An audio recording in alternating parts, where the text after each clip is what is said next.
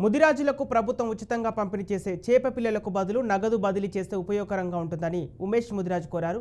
Mudiraj finance commission ఏర్పాటు చేసి 1000 కోట్ల నిధులు కేటాయించాలని ఆయన డిమాండ్ చేస్తున్నారు. చెరువులు కుంటలపై ముదిరాజులకు సంపూర్ణ హక్కులు కేటాయించాలన్నారు. మంత్రివర్గ విస్తరణలో ముదిరాజులకు అవకాశం కల్పించాలని కోరారు.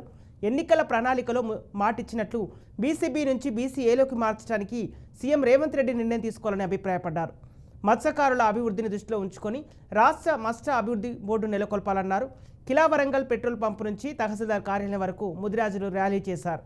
అనంతరం వరంగల్ తహసీల్దార్ నాగేశ్వరరావుకు వినతి పత్రం అందించారు.